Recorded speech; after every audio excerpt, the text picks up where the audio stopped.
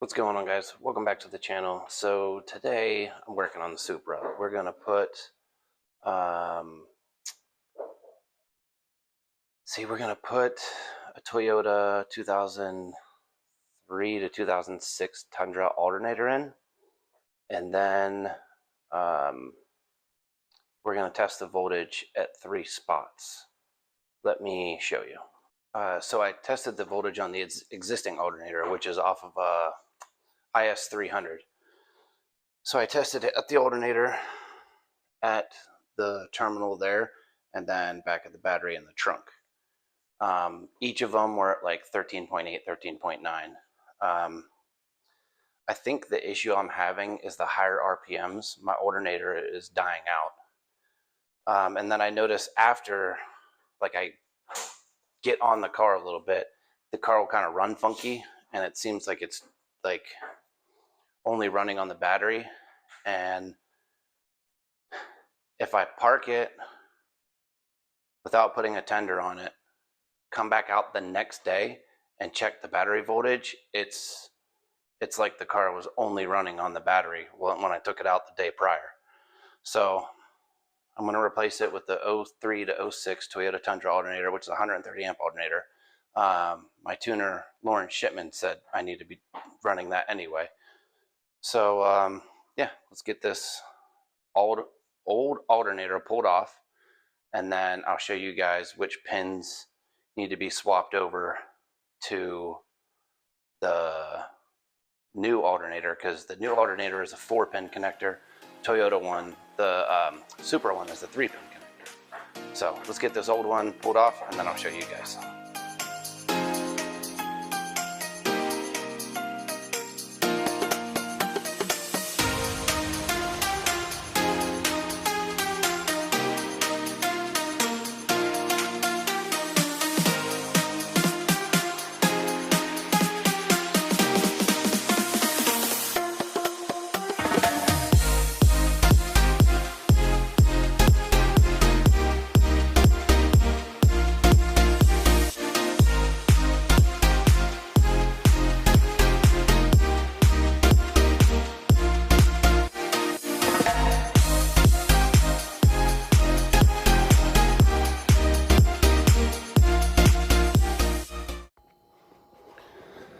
So when the alternator is off, it's a good time to like inspect some stuff. So I noticed before, I know this isn't the right way to do this, and I should take these out and weld that shut. I'll get there when I build the motor this winter. Same with that one down there. But they were leaking, and it leaked right on the alternator. You can see all the coolant that was all over it, and I don't know if that caused it to take a crap or what. And it's also like, I barely ran the car when I was testing things, and it's really hot, which is kind of concerning. So there's the instructions for what goes to where. And luckily, even though I have an aftermarket harness, Jose from Kaizen Motorsports uses the same colors as factory. So you can see the one pin's yellow and green. That's pin 1. Pin 2, I think, is just yellow, if I remember correctly. And then pin 3 is supposed to be beige. But I think he just used white, because I'm sure maybe beige is hard to get, but they're also numbered, if I remember. I can't see numbers on them, but I'm pretty sure they're numbered. But anyway, if you know yellow and green is pin 1, you know where to start. So that's pretty easy. And then the 4-pin connector you need for the Tundra alternator, I got it off of Amazon, and it's the one we used on Justin's car. That's the part number there, and it'll come like this. And I don't remember if the terminals are the same, and I just need to depin this and put those pins into this. I don't remember. Worst case, I might actually have to do some splicing, but we'll see. So let's take this, trade it in as a core. Oh, one thing you will have to do, where this part sits on the new alternator, it's wider, so you're gonna have to trim that, but I'll show that too. It's like a centimeter maybe has to get trimmed off, but let's go get the new alternator. All right, guys, so I have the new alternator like kind of on. Let's see if you can see. So you see where it's like it needs trimmed right there? So all you do is put it up like this, take a magic marker, mark that line, and just go straight across and cut that little piece off. So that's what I'm going to do now. I already got the plug done.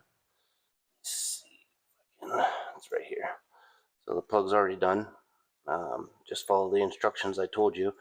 And then all I did was take one of the wires I depinned. I didn't have to like redo any pins or anything. The existing pins for the factory one pushed straight in. And then I took one of the old wires, took the pin off of it and used a rubber seal and just put a piece of the wire inside of there to block that off so water doesn't get in there. So that's pretty much it for that. So now all I need to do is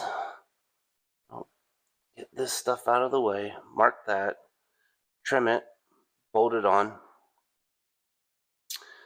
and then run some tests actually to make sure, see where the voltage is at. So I'm gonna go ahead and trim that, and then I'll show you guys, and then I'll bolt it on, and then yeah, we'll be good to go. All right, guys, I got it installed, or not installed, but I got it cut, so you can see it's nice and shiny there where I cut it. And then I put the bottom bolt on, so when I slide it up, it doesn't hit anymore. So now I just gotta bolt it all on, plug that plug in, put on the battery terminal, and then run a test. So I'm going to go ahead and get this bolted up, same as the removal procedure, and then we'll go ahead and fire her up and see what the voltage is. All right, guys. Well, I I tested the alternator on the Supra after installing the Tundra one, and it was 14.2 at the fuse box. So that's way better than what it was. I still need to go drive it to make sure that like it's not having the other issues it was having where it would like, I don't know, you could just kind of tell it was losing power. It was like sputtering a little bit. But I actually have the Beamer in the garage because it needs washed desperately. Those wheels are filthy. So I'm going to end this video off here.